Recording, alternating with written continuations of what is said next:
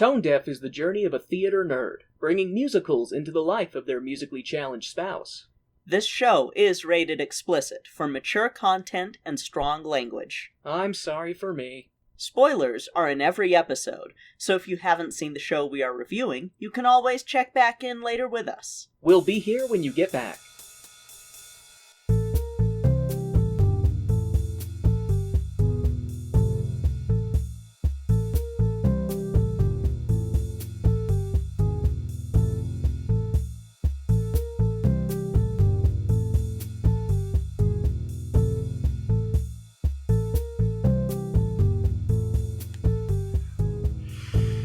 Welcome to Tone Deaf, a theater nerd's guide for their musically challenged spouse. I'm Kay, a musical theater nerd.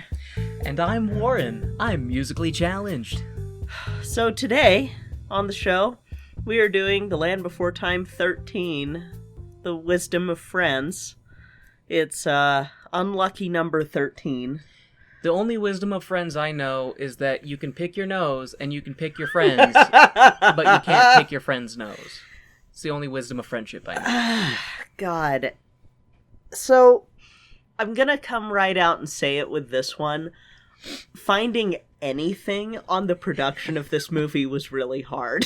Everybody just tried to forget it. I feel sweep it like under the rug. The last couple, there's been at least a little bit of fun trivia. This one, we have Kenneth Mars was dying, so Grandpa Longneck doesn't talk. We have John Ingle, who was Daddy Tops, dies after this film is done, dies in 2012. We have Cuba Gooding Jr. and Sandra Oh are the two celebs drafted into this one, and they play the Yellow Bellies, who are named Lufa and Doofa. I'm not fucking kidding. Christ. Yeah. And fans thought that this killed the franchise because other than the TV series, there wouldn't be another Land Before Time until 2016. When did this one come out? 2006. Oh, wow, there was that large of a gap between 13 and 14. This came out the same year as 12. Okay. So they basically did one in February, and I want to say this one was November, December. Wow. So that, yeah, I can... Mm-hmm. Now remind me, did the 14th one come out when you were in recovery from your surgery? Yes. Okay. Yes, it did, unfortunately. And that's probably why you decided to watch all of them, because you were like, there's a new one out, and now that I'm laid up in recovery, I might as well torture my mental state. Yeah, and I do not like this one. It's, like I said with the DVD cover saying all kids will enjoy this adventure. It's a fucking lie. Oh, and I was wrong. 2007, not 2006, but still. It's a pretty big fucking gap. But this is the same year as Great Day of the Flyers. This was November of 2007, whereas Great Day of the Flyers was February of 2007. This got a 35% on Rotten Tomatoes. Ooh, is that fan or critics? There are zero critic. I can find zero big professional critic ratings. Goose egg. I can't even find the one with the all children will enjoy this movie. I looked. It's not 70 minutes of fun. It is not 70 minutes of fun. I looked around, and granted, I didn't do a super deep dive. I kind of went, if this isn't on the first couple of pages on Google, then I feel that this is a well-deserved 35%, and I would argue it could be lower. Now, granted, I've only seen a tiny little bit of screen caps from this just throughout the past. So far, 11 was really, really bad. Yes. Do you think that this one's worse than 11, or do you think 11 just barely beats it out, or do you think they're both tied? I think they're tied for worst. And maybe that will change this time, because 11 has some of the biggest problems in any movie in the series, but this one does too. Because is there genocide in this one? No, but so there we go. There's a positive review for number 13. No genocide. Kids will enjoy the lack of genocide. Maybe, I don't know. Any Hitler Youth in the audience probably wouldn't. There's other big... That is the genocide. I want to kill the tiny dinosaurs.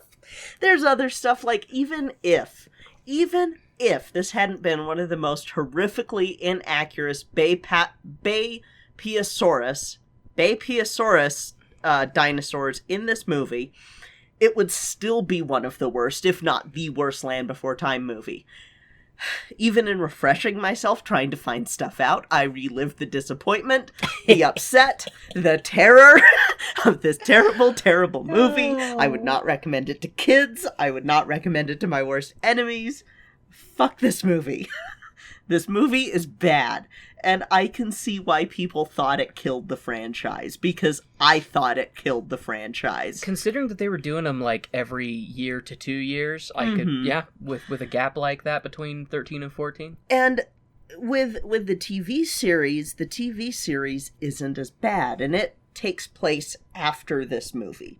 And the main reason is because of the characters that are in the TV series that are not featured in this movie. But the TV series, if I remember right, was mostly just canceled because Universal Animation went under during this period. And rightfully so. And I want to say that this was the same year that they had the third Balto movie, which I have ranted to you about before. I don't know if you've seen it. Okay, good. Yeah. I hate it.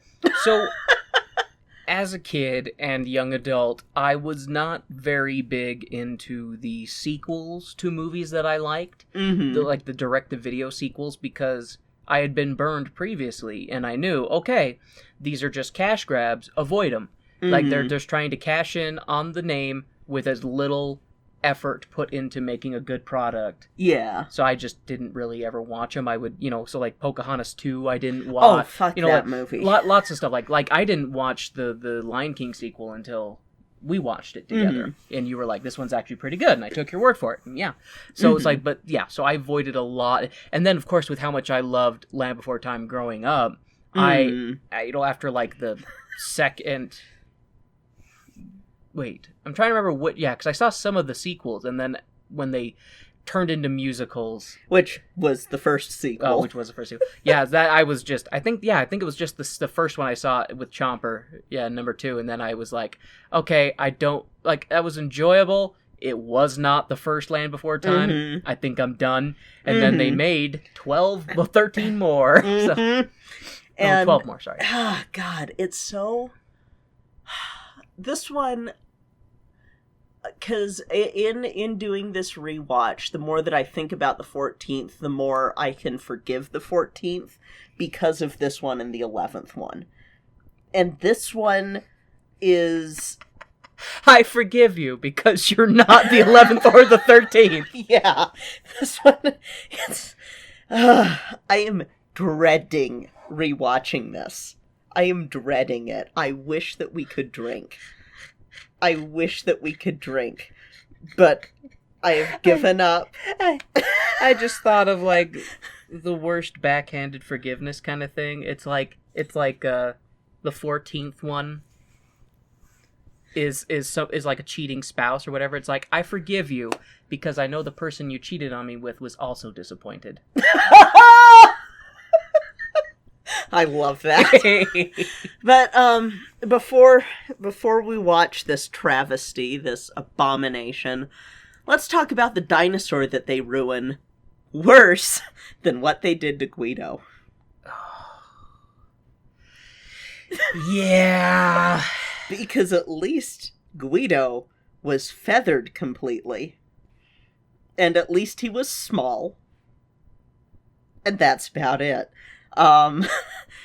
So, Baipiosaurus is a therizinosauride dinosaur. So basal compared to Therizinosaurus, but still related and more derived than our state's own therizinosauride, Falcarius utahensis, which was one of the ones that, we'll get into it, but led to Therizinosaurus being put in theropod. And so is this dinosaur, and we'll talk about that in a minute.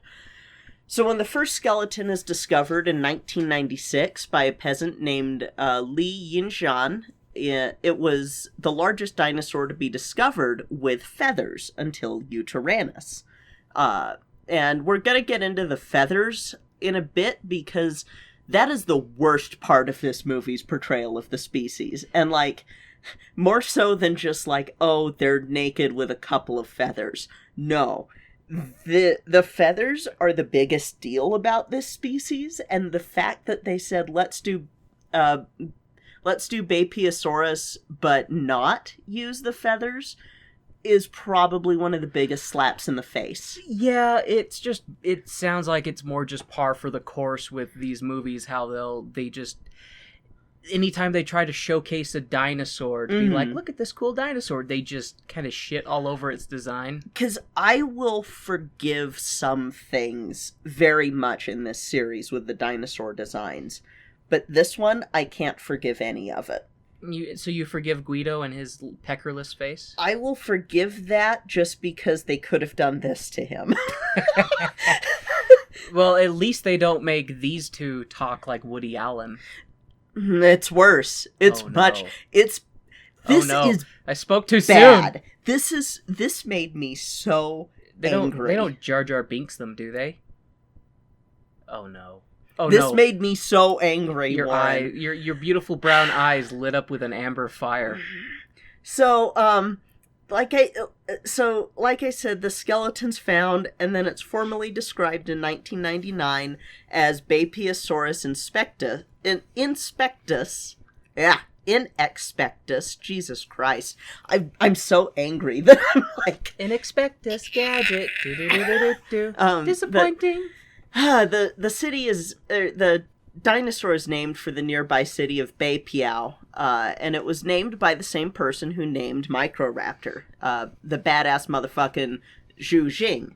And we'll talk a little bit about he was the one who kind of like did a lot of the important groundwork on describing this dinosaur, and this dinosaur, we'll talk about it in a little bit, but like I said, they didn't know for sure if Therizinosaurus and its allies were in Theropoda because of the fact that this is a herbivorous dinosaur. Yeah. And so this is a dinosaur that was a little over 7 feet long, would have weighed between 99 and about 200 pounds. It wasn't giant, but I definitely wouldn't have wanted to meet this knifey chicken in a dark alleyway. Give me all your seed! They had long necks, but not... They were short compared to later Therizinosaurids, and they had 4 functional toes instead of 3. They still had the horrific knives at the end of their hands, though not anywhere near as long as like Therizinosaurus, Segnosaurus, those types.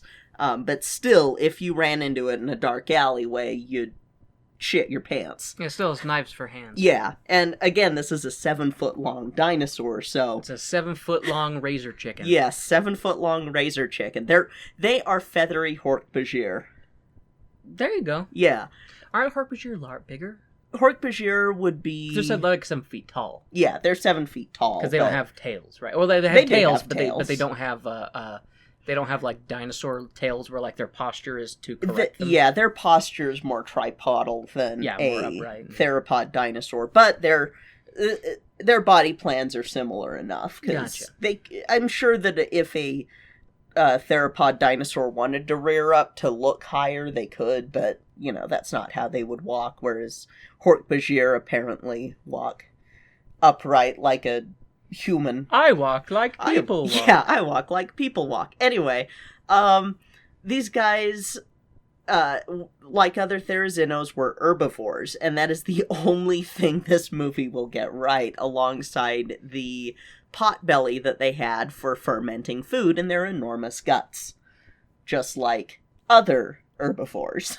Why are you looking at me so intently? Oh, no. Why are you looking at my potbelly that I use for fermenting? You have a cute belly. The jaws of BeAnArtsHero is only partially preserved, and they kind of look like sauropod jaws, like with the peg teeth. But it was an adaptation for, I'm gonna strip food off of trees and hork it down my throat and let it churn up in the belly because no point in chewing. Yeah, no point in chewing. I have discovered a niche that other theropods have not. I swallow rocks. Yeah. Rocks are my teeth. And the rest of the body, like the rest of the body plan of BeAnArtsHero, puts them, as well as every other therizinosaurid, in theropoda. And that was something that Zhu Jing did with describing BeAnArtsHero, where he's like, yeah, you know, I see that a lot of people are thinking that Therizinosaurus is a prosauropod, but that's magically made it to the Cretaceous from all the way in the Jurassic. But no, we have Falcarius utayensis and we have BeAnArtsHero.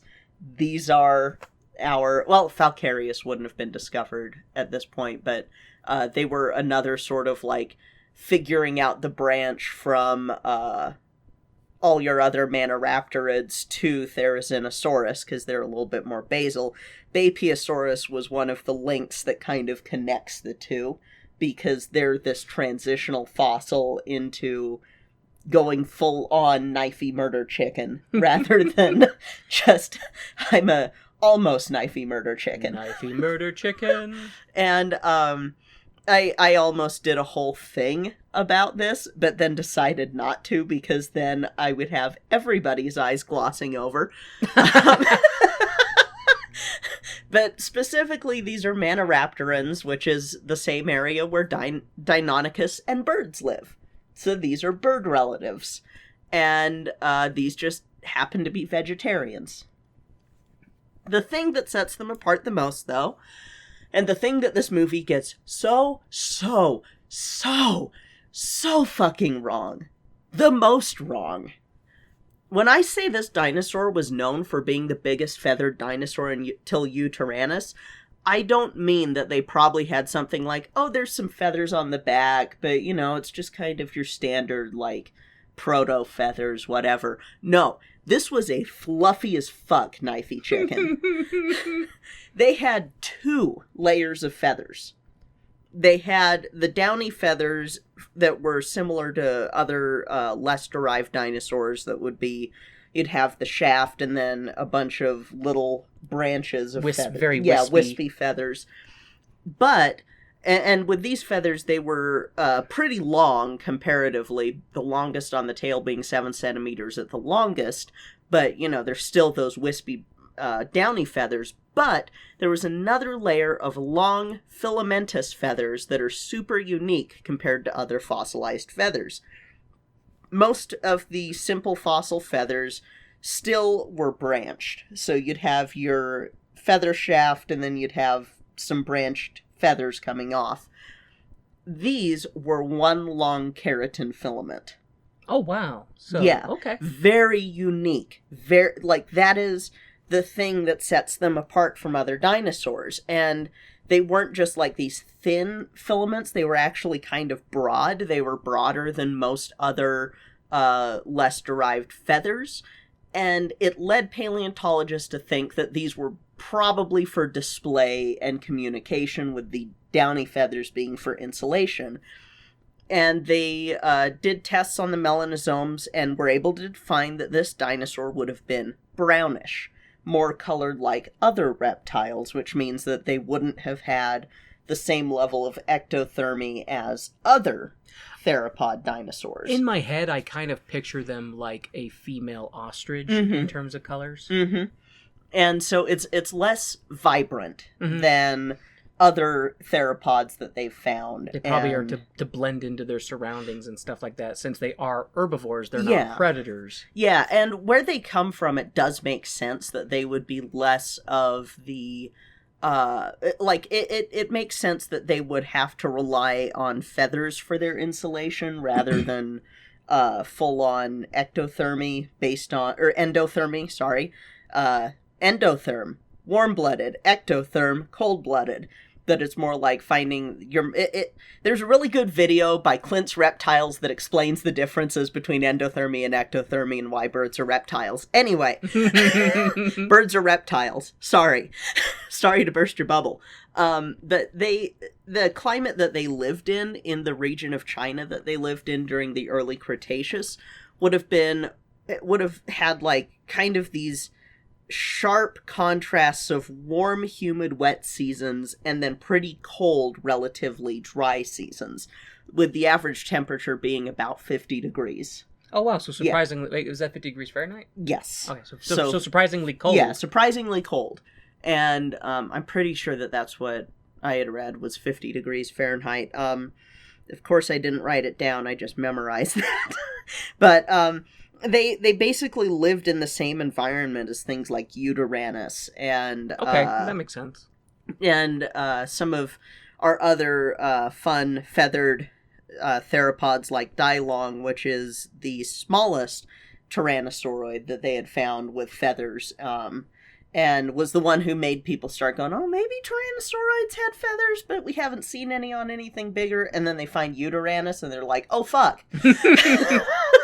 This changes everything. This changes everything, because this thing's a fluffy murder chicken. And with this living alongside Yutyrannus, which is a 25 to 30 foot long murder bird, they wouldn't have been like they were not super intelligent, but they're also not super stupid. They have very keen senses to help them get by in this environment where they're a 7-foot murder chicken up against a 30-foot murder chicken. Like, they have to be able to avoid the murder chicken. And that's where camouflage came in. Yeah, it's where camouflage comes in. It's where probably also numbers. I would imagine that they do. You know if they, or should I say, do scientists know if they were potentially communal? I didn't see anything that said that, but I always tend to think that herbivores are communal, just because you have a better chance of not getting eaten if there's a bunch of you. Other therizinosaurids, I know that they have found like communal nesting grounds. So yeah, they probably traveled in herds, and even if I guess they're more birdies, so flocks, but it would have been more like sort of the loosely formed flocks, not a pecking order, a tight-knit structure. Yeah, I don't think that they would have had a structured flock with like probably one that's a leader bird, alpha bird. It probably would have been more like different family units living together that had their own individual hierarchies. Yeah, which I honestly feel is often the case with a lot of these animals that do communal living, where it's male, female, because you'll have a lot of granted, it's mostly in mammals where you have the female herds and the male herds, or you'll have lek mating where you have one male that has control of a harem. Birds, you get that in some groups, like prairie grouse, or prairie chickens. I think sage grouse do it, cockapos do it, but these guys, I don't know how they would have. Because they're dead and we can't ask them. They're dead, we can't ask them. We've seen some dinosaurs where they probably could have been in monogamous family structures, like the recent T-Rex mass graves that they've found. Yeah. That's really fucking cool, and I feel vindicated a little bit about that, but... Oh, man. To have a window into the past and to just watch prehistoric Earth. If I could watch these dinosaurs caring for their young and just living dinosaur lives, being animals, I would lose my fucking shit. Prehistoric Nature Channel. Oh my gosh, I want to do ultimate bird watching so bad. I want to be in a bubble and just watch and take some pictures and be like, oh look, and probably practice some dinosaur calls. I want to hear a Rex. Yeah. To hear the disappointed noise when it doesn't sound like a Jurassic Park Rex, and it's more like a ooh. Are you kidding? I would lose my shit. I would love if T-Rex, like, I know that we've found that they probably had that deep rumble, kind of like a crocodile does, where it's not a roar, it's way more unsettling than that. But I would love to hear if they had more of a range in vocalizations, because if they sounded like they do like that rumble and like that hiss. And if they, I want to hear baby Rex's chirp, like baby crocodiles. And again, geese hiss. Well, for all we know, dinosaurs could have done a lot of hissing. Yes. Oh boy, do geese hiss. I've never been hissed at by a cobra chicken, but I've heard of people getting hissed at by cobra chickens, and I've watched it happen. It's kind of funny, because I don't disrespect geese. Maybe in another life I was taken down by one. I don't know, because they will drown you. Anyway, it feels like a real disservice that Land Before Time chose Bapeosaurus for this movie, because they really fuck it up.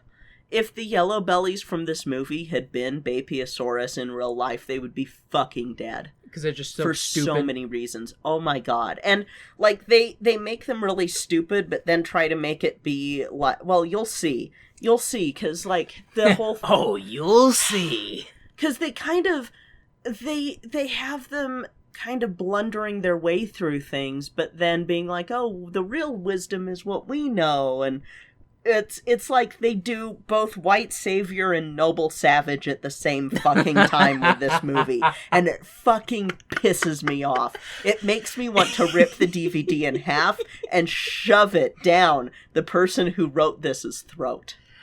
Oh man, trying to do white savior and noble savage at the same time.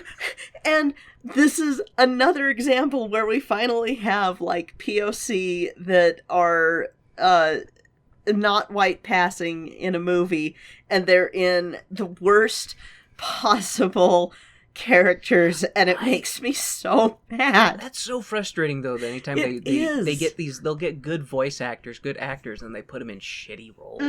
And when I saw Cuba Gooding Jr. was in it, I was really excited, and then I saw who he was playing, and I was like, oh no. And then I watched it, and I was just, oh no! So, yeah. Cuba, no!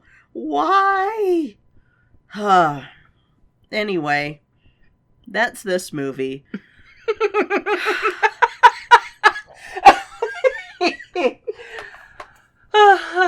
I love when you get very excited and passionate about something, but I also love when you get resigned to how terrible something is, but like just you gotta do it, but you don't want to do it, and you just you're funny. Oh, I'm glad you think so, because I'm in hell. Anyway, Anyway, I'll be there shortly. Yeah, are you ready to go watch Land Before Time completely shit all over a really cool dinosaur? Well, I mean, I've seen these dinosaurs take a fair number of dino dookies all over things that I love, so it's just another cow patty on the At pasture least they fire. keep the body plan the same in most of these dinosaurs. This is just... The only thing they get right is that they ate plants and had a pot belly. That is it. Everything else, from the body plan to the feathers to the behaviors, is wrong. I will ask for one spoiler. Do we get incorrectly proportioned or mistoed and fingered sharp teeth villains in this one? That expression says yes. I didn't even want to touch Dromaeosaurus that is used in this. I didn't even want to touch that, because honestly, their representations of dromaeosaurs... I love how this series just makes up dinosaurs. Like, they just make up things. Oh my god. Oh my god. I mean, they try to pass them off as existing things, but no. There's a reason that when we cover the TV series, we're only going to cover one dinosaur.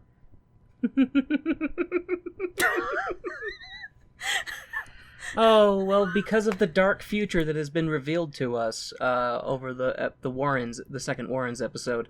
I mean, hopefully we get a renaissance of Land Before Time movies that try to put a Band-Aid or a splint over the wound that you have suffered as a long-time loving Land Before Times fan, and then that will culminate in, was it Land Before Time 25? Mm-hmm. Yeah, and then that one is going to go back to being a stinker. So hopefully we get 11 good ones, maybe? The one thing that I can say is, we've talked about this before, about, possible CGI remakes and stuff. There is only one way I would be okay with them doing CGI Land Before Time. That is if they made the dinosaurs realistic to what they are. Like, are you saying including, like, taking away their big childlike eyes that make them all adorable and stuff? Have you seen baby dinosaurs? They're already cute. Hey, you think that those naked, undercooked chicken wings They're that hatch out of so eggs cute. are cute? I would just sit there and go, oh, you need to eat some food. Here you go. Here you go. Oh, you're so cute. Yes, you're screaming because you want food. Let's give you some more food. Every time you pull up, like, a baby bird video and I look at them, I just look at them and I go, they're not done being made. They should have so cute. They should have stayed in the egg longer. They're not done cooking. They're premature. Put them in an incubator. That's how I feel about most human babies. Because then I'm like, you're not ever going to get feathers. You're going to be naked forever. Except on your head. And in some select areas. But only at maturity. But only at maturity. Where's your feathers? Hair where there was no hair before. But baby birds are so cute, and they look so ungainly. And I would love to see an ungainly Littlefoot trying to traipse his way around. And when you talk about him like that, you always remind me of Ant-Man's daughter in the first Ant-Man movie when she gets her ugly bunny rabbit. He's so ugly. I love him. Oh my god. I guess that explains your choice in husbands. You're cute. You're cute and sexy. Anyway, I don't know. Baby birds, like, inspire a deeper maternal instinct for me than any other baby animal. Which makes sense, but still. Anyway, we've stalled enough on trying to see this movie. This abomination. Thankfully, it's blessedly short. Let's go rip the Band-Aid off and watch them just bend Bapiosaurus over and fuck it until I cry at an awesome dinosaur being violated in a horrible way. Well then, let's... Usually you're the one to make that joke, but I am so mad at what they did to my burbs. I just always expect more out of you than myself, because I'm a hypocrite. I have to be extra good compared to my white peers. It's true. It sucks. Let me have this. Anyway, let's go watch a couple dinos done dirty. Let's go watch some dinos done dirty.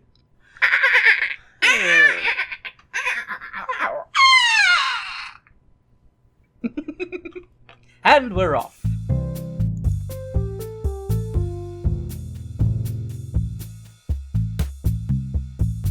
Hey Warren. Hey Kay. Do you know what time it is? Is it time to thank our Patreon sponsors? It is! Woo! We would like to thank our Stage Crew sponsors, Jeff, Reagan, and Jasmine Wu. And our Producer Circle sponsors, Jesse, BeAnArtsHero, and Taylor Brandt. Thank you all so much for your continued support of our show. We truly appreciate it.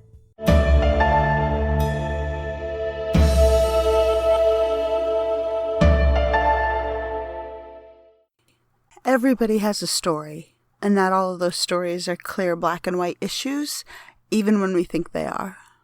We wonder, how did this happen? Or what is that like?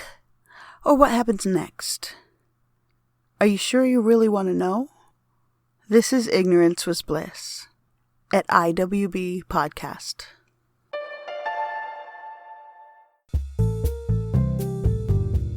And now, the lights are going down and the music's starting back up, so let's head back to the second act of our show.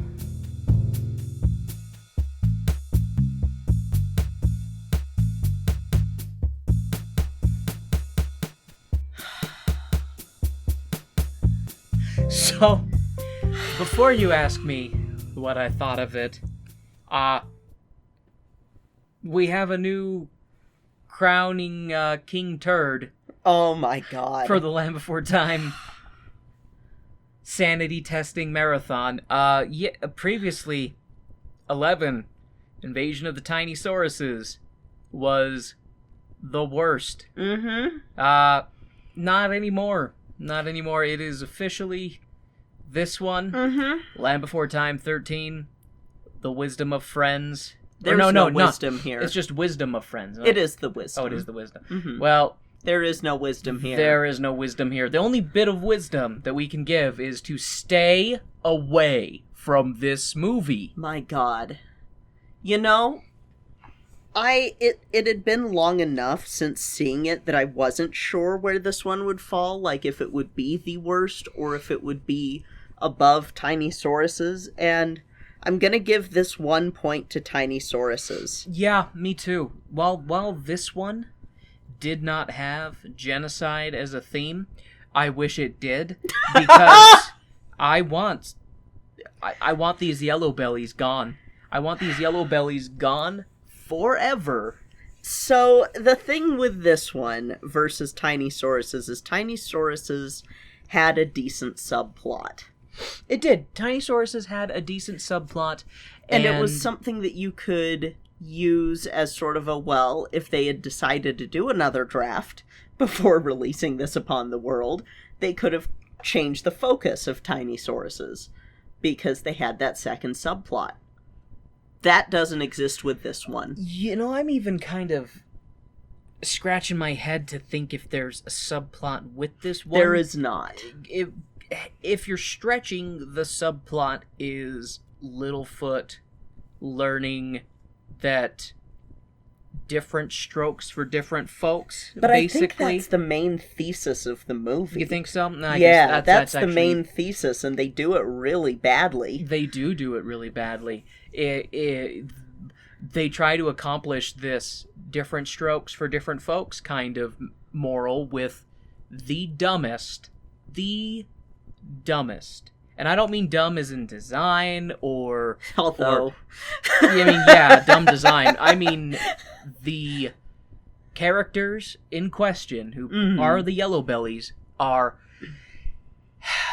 cognitively wanting, to put it mildly. And that's what makes the lesson really fall flat.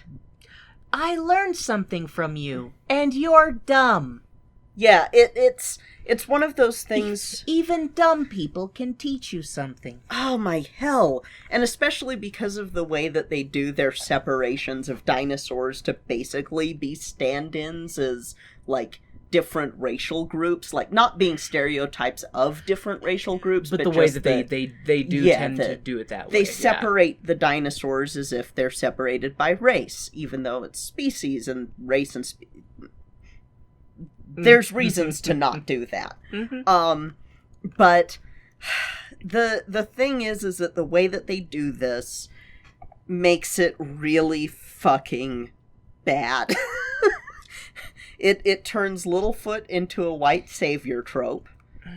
Yeah. It turns the lessons that the Yellow Bellies teach Littlefoot into the noble savage bullshit of like the these woo-woo, work for our ways. Yeah, the woo-woo shit that white people tend to appropriate is what they do with the Yellow Bellies. A bit. And holy fucking shit. Even without that sort of layer, like if you're just looking at it face value, it's bad. And it's dumb. And there's nothing redeemable about it. There really isn't. This is the first movie that we will get, because the next movie has it too, that will remind us both of the worst animated movie we have ever seen in our lives. No. Mm-hmm. Those sound effects are gonna carry over even worse. Why do you do... So for those who may be newer to the show or blocked it out because their brains are kind to them, Romeo and Juliet Sealed with a Kiss is a very bad musical. We have is it a not. musical? I don't remember. We watched it before we started doing our podcast. A long time before. And it was not enjoyable. No. And the sound effects we're talking about is how, like they... In Romeo and Juliet Sealed with a Kiss, you would have, like, a fish rearing up to, like, take off, and they would do, like, a car engine revving noise and, like, tires squealing as they take off. Yeah, sort of stock cartoon sound effects that don't work. A little too, Golden Age of Hanna-Barbera Looney Tunes style thing that doesn't really fit it, and they do a little bit of that in this movie, in that the Yellow Bellies sound like balloons. Rubber ducky squeak toys, and balloons when they walk. When they like that, like if you just imagine taking a balloon that's inflated and like rubbing your hand on it, that noise. That's what they do with their balloon bodies. It's bad, and it makes my brain very angry at my ears for providing. My brain gets very angry at my ears and my eyes for providing it this information, because then it has to decode it and go, really? This is what you're giving me? So, in an attempt to be blissfully merciful, I'm going to dive right in, because I want to be done with this one so that I can beat my head against the wall, because I don't have any alcohol to try and murder those brain cells. We can do what the Yellow Bellies were doing in the hard rocky areas and just slam our heads into the ground. Yeah, trying to bury your head under the ground, as no animal does, not even ostriches, which that trope was popularized with. My hell. Anyway, The Land Before Time XIII, The Wisdom of Friends. The show opens up in the already formed solar system as the camera zooms in on Earth, and our lovely narrator, for the last time, explains that the planet is billions of years old, and lots of creatures have lived on it during that time, all of which have faced challenges and have had to develop their own wisdom to keep them safe from danger. This is explained to us as a tiny amphibious creature runs and hides from, like, 100 raptors who are running and being chased by a T-Rex. And then the Rex stops to be like, I smell something. And then it doesn't see the little guy, and then it just stomps off. The little guy comes out of hiding and shrieks, unable to believe that it was able to hide and survive. Yay, adaptations, I guess. This whole intro part, I don't really feel like serves a purpose, because it almost feels like it was added in, because it is glossed over. It goes right from that just into, meanwhile, in the Great Valley. Yeah, it even does a fade to black and then fades to the Great Valley. Yeah. The animation in this movie is such a step down. Thank you. I was going to mention that like 5 minutes ago, and then I forgot it. Oh my god. It's so bad. One of the few compliments we've given on each show as they've progressed is that the animation is a step above what came before. Like, pretty consistently. It either was on par or it was a step above. This is the first show where it has backtracked. The animation is lesser than it has been. Yeah, it's... Oh boy. Yep. Oh boy. Yep. Anyways, this scene is kind of pointless, and the screen goes to black and right into the Great Valley, where the narrator is like, and the dinosaurs of the Great Valley are gonna have to develop wisdom, or something. And then we see Baby Steps eating food, and knocking down little trees to eat more food, and then he hops on a downed tree that has fallen on a chasm, and G-Ma Big Steps is like, Baby Steps, get your motherfucking ass off that motherfucking tree before I beat your motherfucking ass. And Baby Steps is like, but there's still tree stars on this tree. And bam! An earthshake happens, and the tree starts to fall into the chasm, and G-Ma Big Steps saves Baby Steps, but almost falls into the chasm herself and dies. That night, Baby Steps is having a bad sleep story, where his G-Ma dies by falling down that very chasm. And Baby Steps wakes up from his sleep story all, ah! Can we unpack the fact that Littlefoot does have some serious trauma with earthshakes and parental figures and they don't unpack it. If you saw a parent die right in front of you when you were a child, that would give you some baggage. Yeah. That would give you some baggage. And they gloss over it, and it's like, no. This happened to his mother, too. Like, she didn't fall down a chasm, but an earthshake was part of what... It sounds like we need to have a movie where we get a psychologist dinosaur who sits, has little baby steps, sit down on a oddly shaped rock and tells him about his... This is the rock that looks like a couch. But, because, like, Tell me about your mother, baby steps. Yeah, the fight with the sharp tooth was part of what killed Mama Longneck, but also the earthshake didn't help things. Yeah, earthshake didn't help things, and it caused him to be separated from everybody, and he had to go on his trauma bonding adventure. Yeah, and so he has some trauma with it. That would have been a better movie than what we got. I mean, we've both been in mild earthquakes, and I can say I'm not a fan of them. No. So if I was in an earthquake where the ground was dropping out from under me and I was seeing people die, yeah, I'd probably have some bad sleep stories too. Yeah, like I feel like that was, considering where the rest of the movie goes, that was a pointless way to introduce the wisdoms will keep you safe. Yeah, it really was. It was a shitty way of doing it. It wasn't necessary. Yeah. But it just serves for trauma for the millennials that grew up with the first movie. Yeah, there you go. So yeah, anyways, Baby Steps wakes up all, and G-Ma is like, calm down, you're fine. I'm the one who almost died, you little shit. And then G-Ma goes on to explain that they have to use wisdoms to keep safe. And although they've not always called them the wisdoms when imparting their wisdom to Baby Steps, her and Grandpa have always tried to teach Baby Steps the wisdoms. And Baby Steps is like, teach me the wisdoms, I'm tired of being dumb. I thought it was a really dumb way to kind of retcon this whole concept of just lessons, by calling it the wisdoms. Like, even though we've never called them the wisdoms until now, every single time we've told you, oh, you can do this, or remember this, those were always wisdoms, but we never told you that they were called wisdoms until we needed to make a 13th movie and have a plot for that 13th movie. And literally, like, any other plot would have been fine. I really, I don't like when children's movies do here's the lesson, and we're gonna tell you what the lesson is, and we're gonna hammer it in, but we're gonna do it really badly the whole time. You know what would have been a better title for this movie?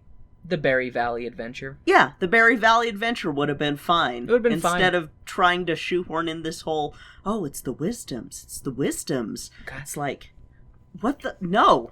No! Especially because they kind of imply that each herd has their own and they all call it their own thing. Which should have been a clue that maybe we don't do the lesson the way that we're doing the lesson in this movie. And also the fact that we'll get to that in my notes, but the way that the kids talk about that, it kind of implied in a way that the Yellow Bellies, when they meet them, they have their own wisdom that they do in their own way, but Littlefoot is trying to teach them his version, the way that he's been taught the last 24 hours, and now he's an expert on the subject. God. But the next day, the baby gang is playing in the stream and pretending to drown, for fun. And Baby Steps freaks out all, oh God, someone is dying, they need help. And Sarah is like, calm down, we're only pretending to drown and die in this shallow stream. And Baby Steps is like, but pretending to be in trouble is against the wisdoms. And the baby gang asks about what this fresh bullshit is that Baby Steps is spreading. And we find out that each dino group has their own version of wisdoms, like say-sos and tells. Do what I tell you because I say so. That kind of shit. And we get a really, really terrible song with all the different dinos complaining about the say-sos and the gotta-dos and their parents telling them to do them. And the song ends with Sarah charging into and smashing a little tree, uprooting it, and falling into some tall grass where her friends just laugh and laugh, until Sarah screams like a little bitch and rushes out of the tall grass, saying that she saw something horrible. She saw some horrible, terribly drawn freak of a dinosaur. And right on cue, Lufa, Doofa, and Fubi, the strong but silent and stupid type, come out of the bushes. These incredibly stupid dinos are just full of dumb dialogue and slapstick that I won't really attempt to dictate here, because I love you, dear listeners, and I want to spare you the unimportant nonsense. Which I feel bad about that line right there, because everything I'm about to tell you now is unimportant nonsense. Like we said, you don't need this movie. You don't need it. You don't need it at all. If you wanted to watch the fresh hell that we've recently been suffering through, skip this one. Yes. You don't need it. If you're a completionist, okay, go ahead, but it's not necessary. These characters never show up again. I would say make a fun drinking game out of it, or whatever your thing of choice is. Every time the Yellow Bellies try to bury their heads in stone, take a shot. Every time that you hear the Yellow Bellies do a squeak toy sound, eat a whole brownie. The whole thing. Finish the bottle, whatever. Anyways, the baby gang follows the Yellow Bellies on their journey to Berry Valley, and they stop for a drink and explain that they're not lost, they're meeting up with their herd, and Berry Valley, where all the Yellow Bellies will have lots of berries to fill their yellow bellies with. And the Yellow Bellies do some comedic slapstick while talking about how they're going to get to where they need to go, all while bumping their bellies and making squeak toy noises. Yeah. So one thing I just want to touch on real quick is how fucking dumb it is, this idea that the Yellow Bellies have to go to an entirely different Great Valley in order to get berries.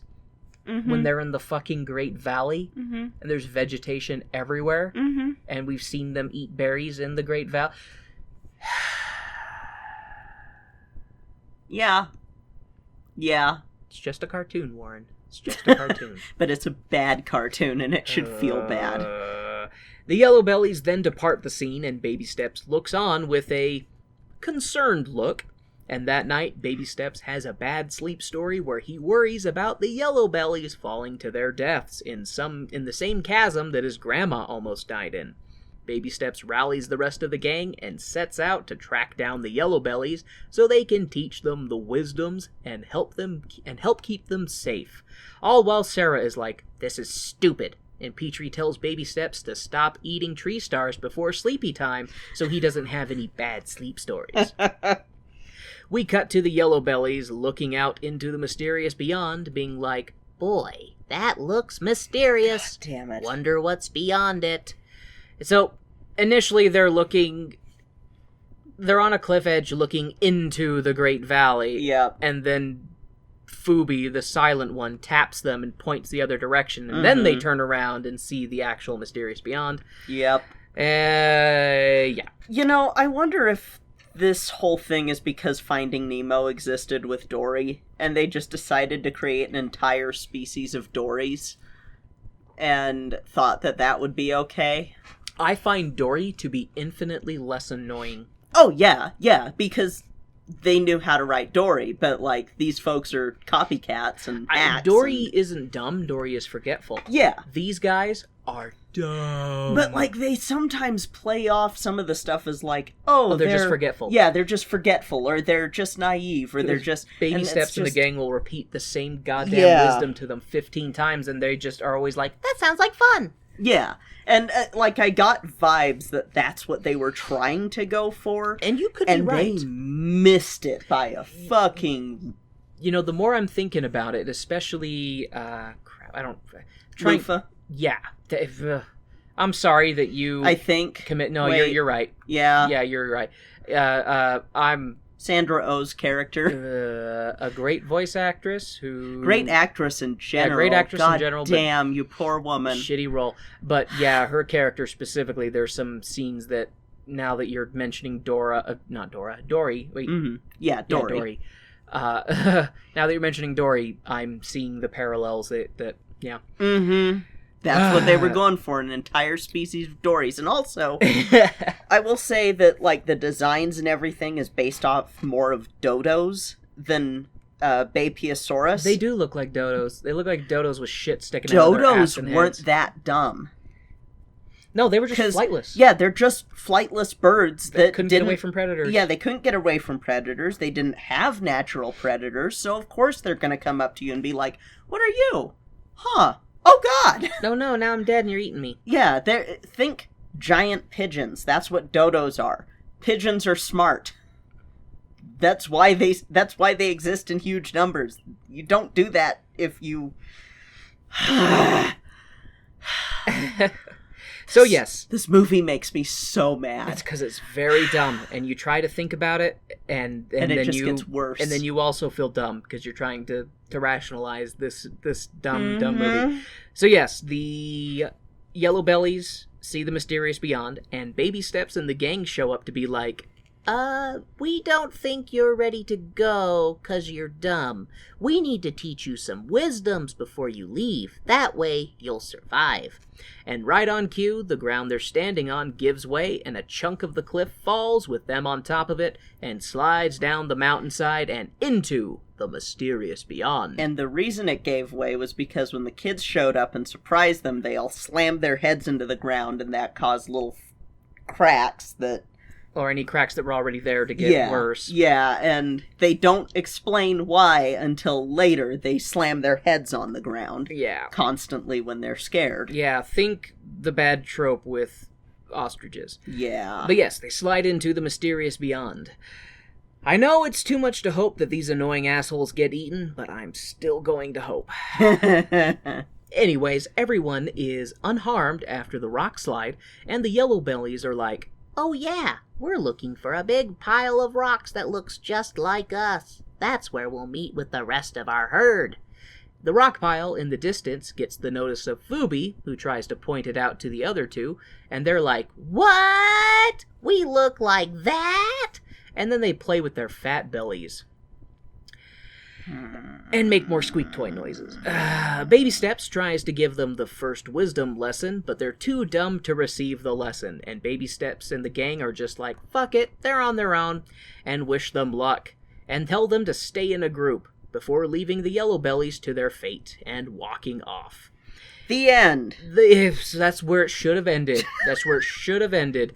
The Yellow Bellies mush together into a big yellow belly, 'cause he said stay in a group. Ha ha ha. But quickly forget and decide to wander around separately, much to the exasperation of the baby gang, who are like, these dumb motherfuckers. And they decide that they have to hold their yellow belly hands and guide them to safety, or they'll surely die. As Baby Steps and the rest of the gang lead the Yellow Bellies through the mysterious beyond, we see Sarah getting grumpy at flower petals being thrown on her. Because it's... one of them's playing with flowers, right? And just throwing the petals up, and they're falling down behind her and landing on Sarah, and Sarah's just like, ah. Yep. Yeah. Phoebe, the dumb but silent type, is sharing some berries with Thag, and Baby Steps is trying to explain the wisdom to the Yellow Bellies again. The Yellow Bellies are like, "Why are you so worried about this predator-filled wasteland? We're completely and utterly alone!"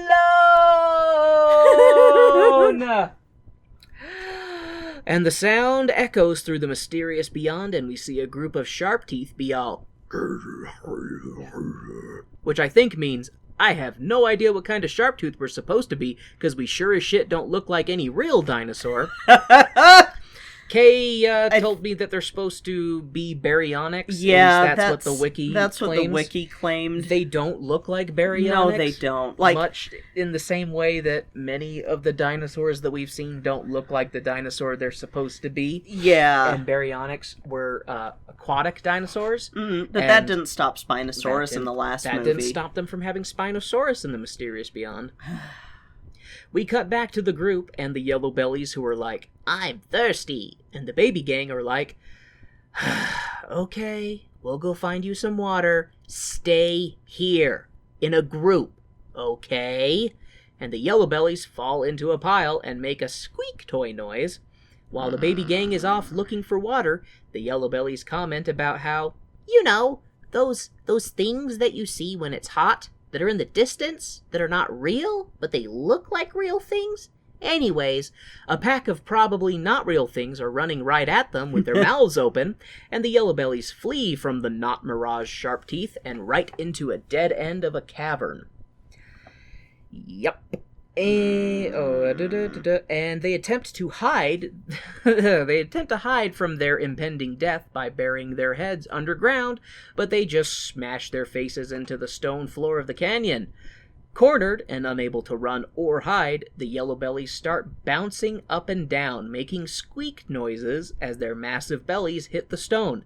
And as the sharp teeth just stand there, growling and slowly closing in, the bouncing Yellow Bellies cause a rock slide in the canyon, with some aid from the baby gang who are up on top of the canyon, and they are able to bury the sharp teeth under rocks. I'm sure they're dead now and we won't see them ever again, especially since this same tactic has been used to kill sharp teeth previously, so surely it will work this time too, this early in the movie, right? Right? This is the last we'll see of these sharp teeth as they're buried under tons and tons of rock, right? You know, if they would have kept these guys accurate to what they look like, instead of having them bouncing their bellies on the ground, all that they would have to do is show those big-ass claws and be like, hey, get the fuck out of here, motherfucker! Yeah. Like, They give them like stupid nubby toes. Yeah. Like toes for fingers instead of the big claws that they would have had. The Yeah. 6-inch blades. Like, I get it. I get it. I don't. With a kid's movie, you always are trying to make the herbivores the friendly types and the carnivores the mean, scary types. But A, stop it. B, it doesn't... See? It makes this not work. And I feel like it would have been a great opportunity for them to initially be like, sharp Yeah, teeth. yeah. And they're like, what? Sharp teeth? Where? Yeah. And they're like, you. Well, I'm not sharp teeth. I eat plants, see? And then Yeah. they reach up with their claws and like grab plants. Yeah. They'd be like, oh, so those claws aren't for hunting. Nope. Grab.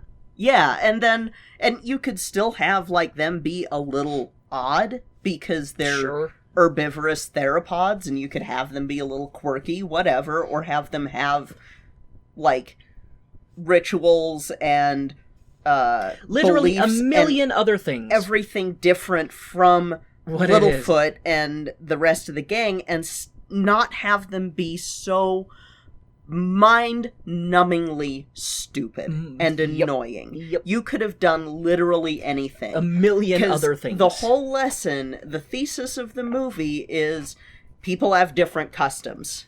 Is basically the thesis of the movie. It's basically it. You do not... It pisses me off so much that you do this lesson by making the people with the weird, strange customs fucking stupid. Mm-hmm. That... Ooh. Sure, Ooh. instead of having them just be strange by what we consider the standard, we have to make them dumber than dumb can possibly be dumb. Yeah, and have it so that Littlefoot thinks he needs to help them, when really, like, it could just be like, oh, well, if you're going through the mysterious beyond, you'll be in trouble. Oh, no, we go through there. It's fine. No, I've got to come with you, because, you know, something like that even. Have them speak in a weird... like, theropod language that's slightly herbivore common. Like, sprinkle that in, make it anything but making them stupid. They could have done anything without, literally anything other than that. Because doing it that way, it does not teach the lesson that they're trying to teach. It really doesn't. You know, I don't think I've ever wanted to punch one of the screenwriters for this as bad as I had to for this one. Oh my god, it makes me so angry. I want to print out my notes, roll it up into a bludgeon, and just smack them with it. Just go, why? Why did you do this? Because it doesn't teach the lesson that they're trying to teach. No. Okay, anyways, the baby gang reunites with the Yellow Bellies, and they continue on the march to reunite them with their herd. Sarah almost kills them when they're like, "Hey, did you find water? I'm thirsty." That part was funny. Just Sarah was just like, just you stupid assholes. Anyways, the gang marches until they get to Yellow Belly Rock and reunite the Yellow Bellies with their stupid kinfolk, who are all hiding with their heads under the sand and their asses in the air, pretending to be a bush. The wisdom that we get from the Yellow Bellies in this is they're saying, "Tush in the air and look like a bush." Yep. That's their thing.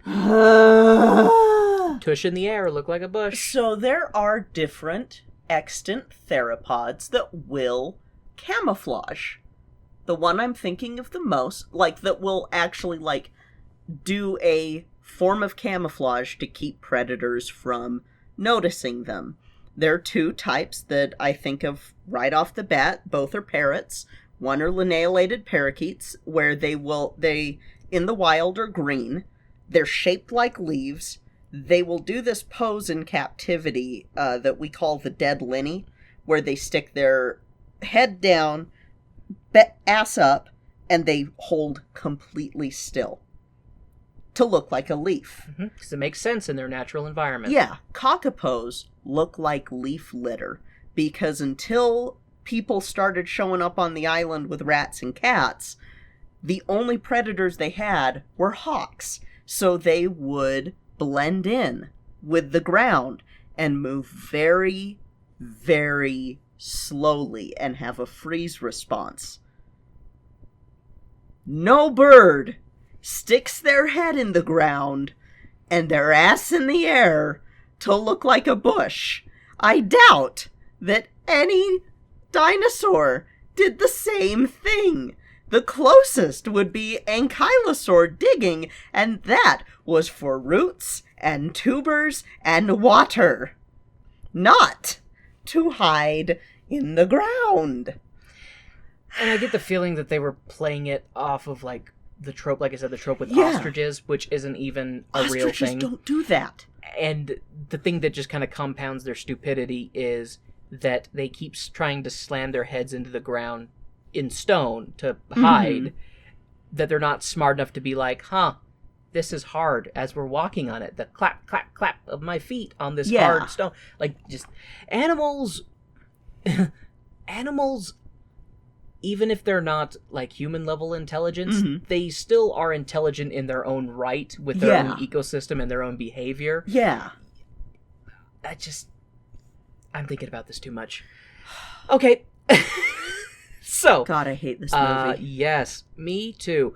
So they get to the Yellow Belly Rock, tush in the air, look like a bush, and as the Yellow Belly wisdom goes, Baby Steps tells the others that they had better stay here for the night because they won't be able to make it back to the Great Valley before dark. We then cut to Tria and Gma Big Steps talking to one another about the missing children and hoping that they're safe. It cuts back to the Yellow Belly herd as it cuts back to the Yellow Belly herd and their desert oasis, where they lead the gang into a song about shaking your feet to the Yellow Belly beat. The rest of the gang does not want to dance with them, except Thag, who is like, "Wait, these Yellow Bellies just eat, dance, and sleep? I'm down, where do I sign up?" And Thag dances with the Yellow Bellies. We do get, eventually, the siren call to dance with the Yellow Belly beat does get to all of them, and they all do attempt to dance and party with the Yellow Bellies, but it's a very stupid song in a very stupid movie, and with a very stupid plot. There's all sorts of okay, Littlefoot, what do we do now? These are fucking adults. Asking a child. Yeah, and the song was a Hakuna Matata ripoff that wasn't good. It absolutely was a Hakuna Matata ripoff. You and Shay were both so funny with that. Just wow, they're stealing from every better animated movie out there. So, It frustrates me to no end. And this song wasn't even good. Nope. There are no good songs in this one. That's a first. That is a first, that there are literally 0 decent songs. Well, says you. I don't like most of them, the vast majority of them. But they will at least have, like, one that's better than the others. Yeah.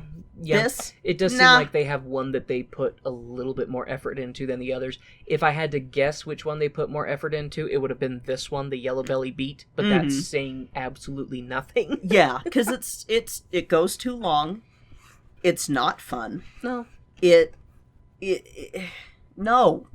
No. Do another draft. Single Get draft. Get rid of the squeak toy noises. Single draft motherfuckers. The Yellow Belly philosophy that we glean from this song is, don't worry, don't think, don't prepare, just slapdick your way through life. It's possible that I'm missing something from that song, but frankly, I think I suffered a mild stroke during that scene. Anyways, to no one's surprise, we cut back to the Sharpteeth buried under the rocks as they unbury themselves and growl and hiss in anger. We jump back to Baby Steps, who wakes up Sarah and is like, Look, these dumb fucks will die unless I, Baby Steps, take them to Berry Valley where they'll be safe. Okay, sauropod savior. yeah. Sarah is like, Come on, they're fine. Leave them alone. And also, don't ever wake me up or I'll gut you like a fish. and then Sarah lays down and goes back to sleep. We cut back to the Great Valley where G-Ma Big Steps is like, okay, now I'm worried, as the sun rises, implying that she's been waiting up all night for Baby Steps to get home. The scene goes back to the Yellow Belly herd and Sarah asking Baby Steps if he thinks they can really lead these slapdicks to Berry Valley. Baby Steps tells them to all stay in a group, and they set out into the desert, pursued by the angry Sharpteeth who follow in their tracks. Okay, there we go. Exit left, pursued by a sharp tooth. Exit left, pursued by a shitty pack of baryonyx. We see Yellow Belly and the herd marching as the different baby gang members wrangle stragglers who start to wander off. And then we see the adults from the Great Valley looking for their babies and following their tracks to the broken cliff edge where they fell into the mysterious beyond. The Yellow Belly herd and the baby gang find their way to some desert water, and everyone takes a brief bath and rejoices. They continue walking and find a grassy field. Baby Steps tries to have a wisdom conversation with the Yellow Bellies, but basically says, fuck it, when the conversation leads nowhere. Because in that one, he's just like, Baby Steps is trying to be like, well, if you don't think about what you're doing, how do you know what you're doing is right? And then he goes, now you're thinking like a long neck again. And he's Baby Steps is just like, okay, fine, fuck it. Because like, it's this whole like, oh, just go with what you feel. Yeah. Which is the wooiest. I mean, sometimes I feel like that information can be good, you know, it's one of those kind of like listen to yourself, but their entire philosophy is just, LOL, whatever. Yeah. It'll just work out. Because they even say that. They even say that in one of the earlier lines that if you don't, it'll work out if you don't think about it. It's essentially what they say. Oh my hell. Yeah, it's really, really annoying. But yeah, so Baby Step says fuck it when the conversation leads nowhere. The Yellow Bellies get excited and rush to what they think is Berry Valley, but it's just some berry bushes. The Yellow Bellies gorge themselves on these berries and then pass out. Baby Steps laments that he's been trying to teach them some wisdoms, but they're too dumb to learn, because all the Yellow Bellies do is just YOLO their way through life without a shadow of a thought rolling around in their vacant skulls. Baby Steps then sings a kind of sad song about not knowing what to do, and the gang talks about all the ways to make it through life, keeping your eyes and ears open, listening to your heart and your tummy, and, no. This is dumb. It makes no sense. They're talking about a lot of nothing. This whole show is a lot of nothing. It really is. It really is. Thankfully, the song ends and a thunderstorm pops out of nowhere, and a terrible rhinoceros gobbles up all the Yellow Bellies. The end. I I wish. I promise we'll do James and the Giant Peach at some point. It just fit this. I know I've made that joke before, but it just it's a better movie. Yeah, it's better. It's a much better movie. But no, the Yellow Bellies freak the fuck out from the lightning, and the baby gang has to wrangle them again. Baby Steps has the bright idea to lead them all to higher ground, you know, in a lightning storm. My fucking hell, Littlefoot, you fucking numbnut. But even though Baby Steps acknowledges that this was a bad idea, but he's worried about sky water instead of bright sky fire spikes. Do they even call it lightning? Do they have a word for lightning? They've never said lightning before, and I sit here and I think about that one peak in Yellowstone that has, like, some of the most lightning strikes in the park. Yeah. And I'm just like, you dense. We got to get to the highest point. Seriously, Littlefoot, what wisdom did your grandmother give you to do that? I bet you anything your grandmother had something about lightning, like, if for some goddamn reason you end up in a lightning storm, Littlefoot. What's lightning? Don't you mean the bright sky fire spikes? Yes, whatever.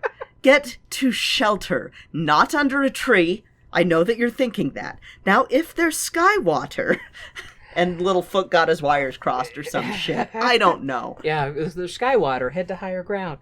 But the whole herd keeps on marching up the cliff path towards the top of the canyon in the rain. I mean, sky water. The gang marches until they find a outcropping that they decide to hide under until the storm stops. Time passes and the storm... and while that's going on, Lufa walks off the other direction, looking up in the sky, Just and drinking water as it falls. Catching water in her mouth. At least they didn't make them drown like turkeys. I would have preferred that. I would have preferred it if they had to go around and close their mouths because they were just staring up in the water. Which that's not a real turkey thing, because wild turkeys exist, y'all. I felt very lied to when I learned that, because I spent many years of my young life believing that turkeys were dumb and would drown in a rainstorm. Yeah, I mean, turkeys are not the smartest birds, but... Also, Johnny Bravo lied to me, because they did that in Johnny Bravo. Didn't he stick his... Yeah, and Johnny's like, what's everybody looking at, huh? What are you looking at? Yeah. Yeah, like, I don't... Man, I'm pretty. You do that really well. I think that particular stereotype is a little bit of a try to make you feel better about what you're eating, but we talked about that off mic. While we're both omnivores. Yeah, that we are aware that we eat that what we eat is alive. The propaganda of trying to make every animal that is a food animal in mainstream society, people think that they're stupid, so it kind of alleviates the guilt of eating an animal. It's the docility of herbivores to make you feel better about it, and it's like, no, an herbivore will fucking kill you. Yeah, and this PSA, acknowledge that you're eating another life form. All of nature does that. Plants are living things too. Either be okay with it, or don't be okay with it, but pick your side. Eating plants, for some, can be the most harm mitigation, but for others they don't have access, so be conscious of that too. Be conscious of food deserts and of places where you don't get plant material, so you have to rely on animal protein. Just, it's the lesson that this should have fucking taught, that people have different lives and have different customs. Different strokes for different folks. Wow! Jesus, this fucking movie.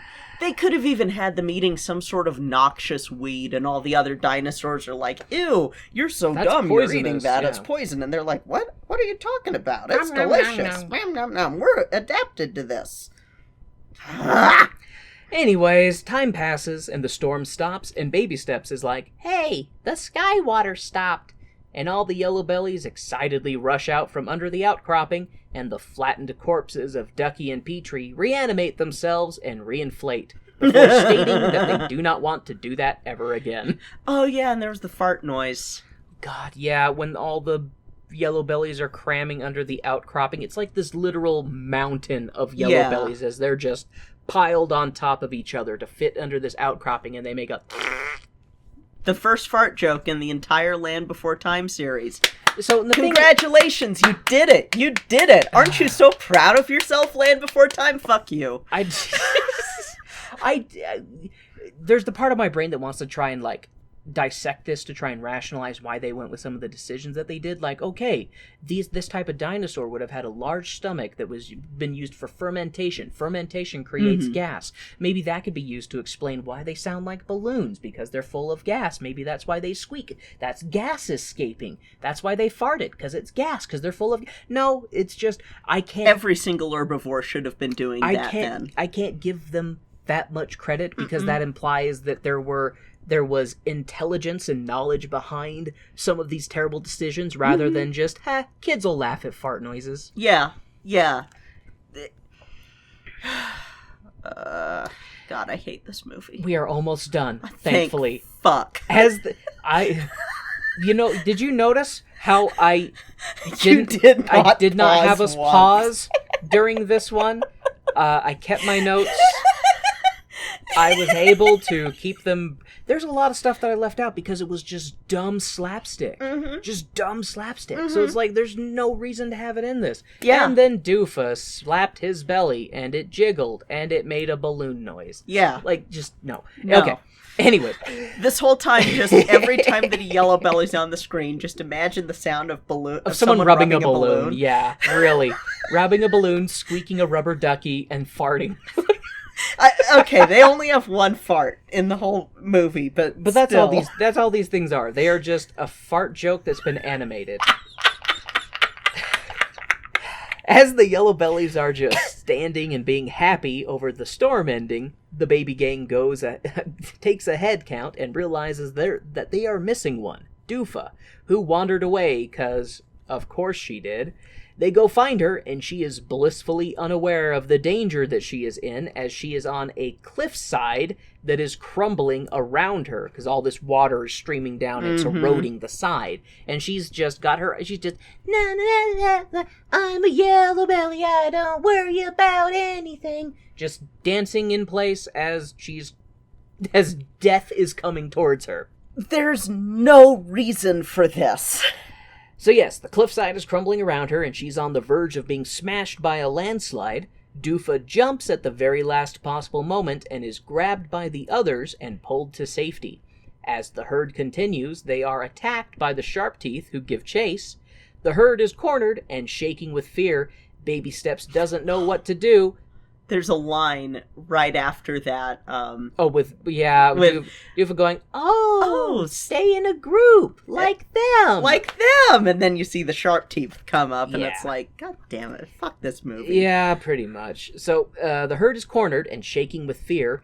Baby Steps doesn't know what to do, and he asks Phoebe, what do you feel like doing? And Phoebe just starts to shriek, just, "Mah! That's just, and which makes the others start to shriek, and apparently the shrieking scares the Sharp Teeth, and they're all just like, what's this noise that they're making? Yeah.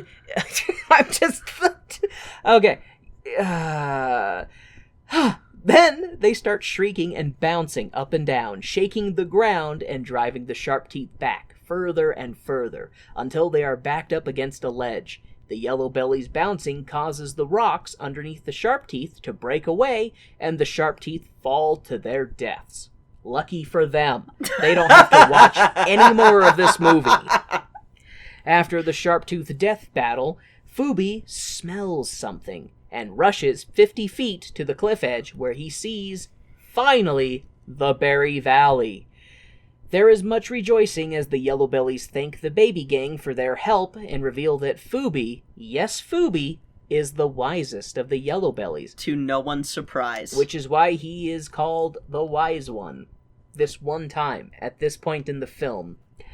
And everyone just stares. Because they mention that the Wise One will know what to do earlier in the movie. But they don't. But I don't know why I don't want to say Phoebe or say that Phoebe is the wise one. Because the joke is that they don't remember. Yeah, it's fair, and it does. And it's one of those things that they laid a trail of breadcrumbs for it to follow. Because when what's his bucket can't find the rock that looks like them. Fubi is like turning his head to point him in the direction, and then so there are, and Fubi also helps save the one that jumps and would have fallen. So it's like there's hints that Fubi is smarter than the others, even though he's completely silent. Well, not silent, mute.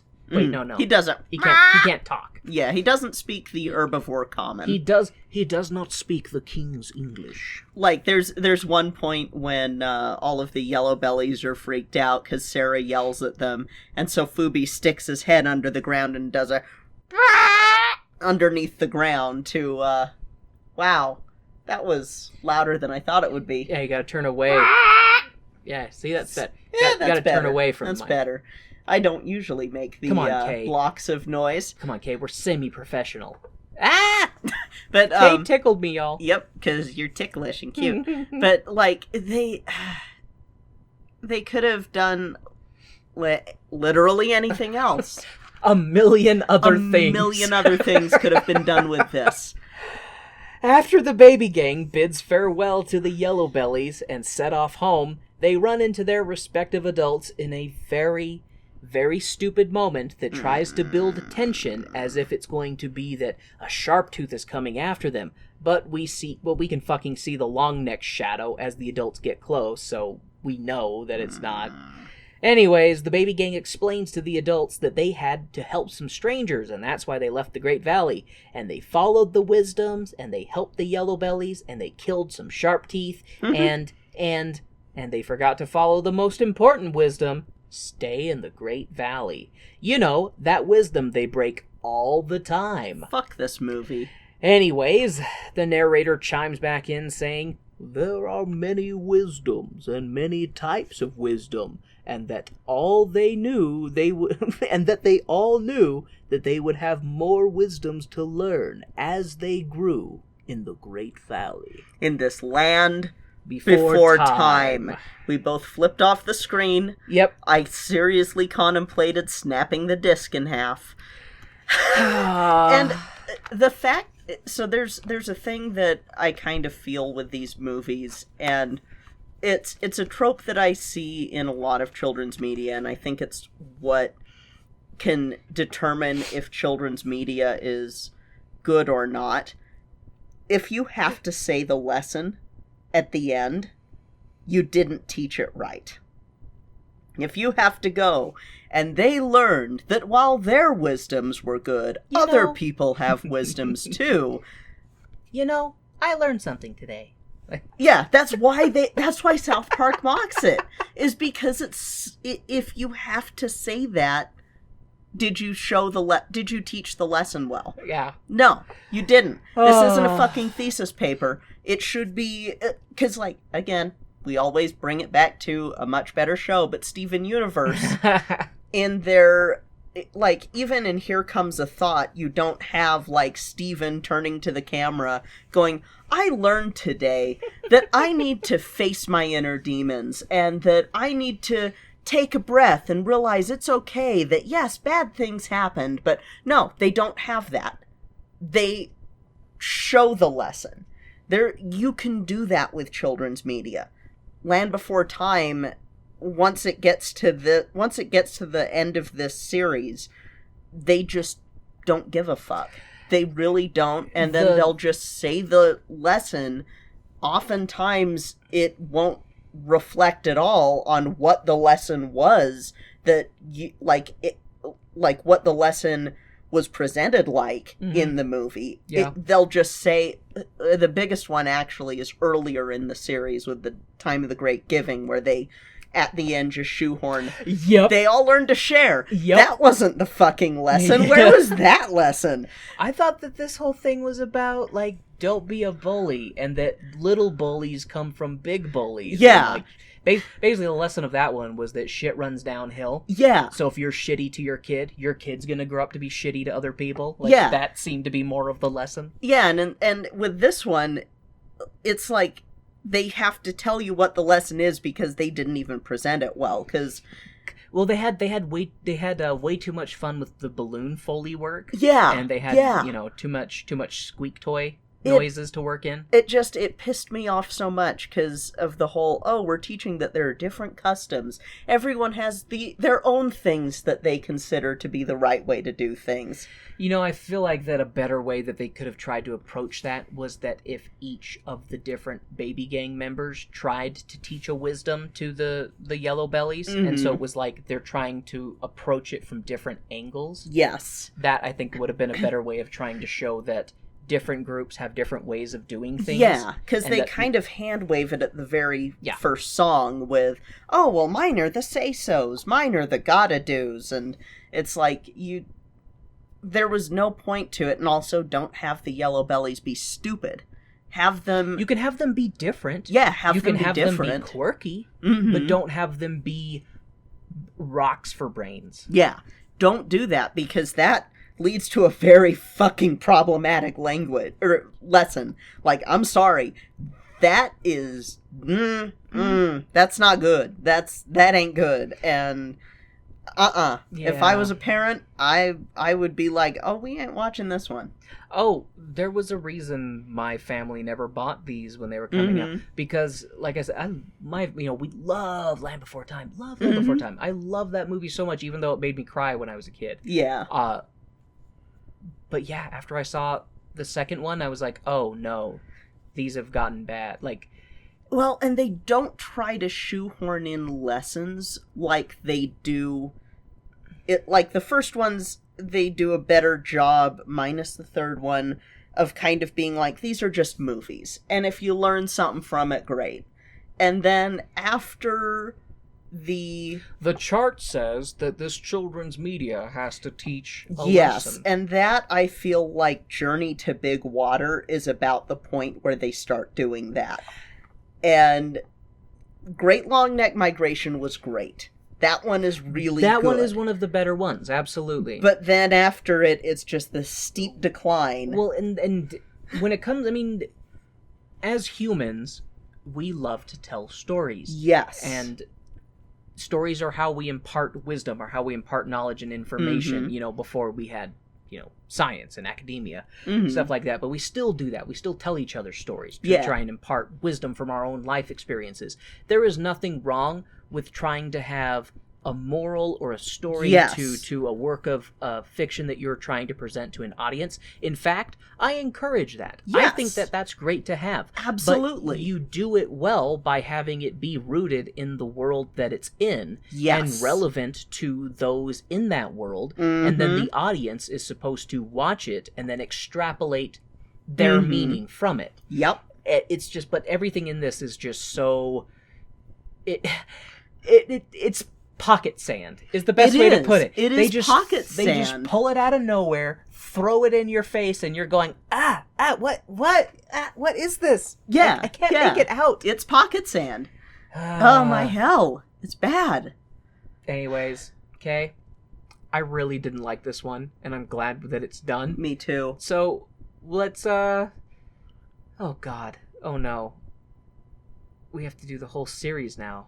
Yes. Before we do the 14th movie. Yes. Because Kronos, the god of time, demands that we follow things in the order that were laid out.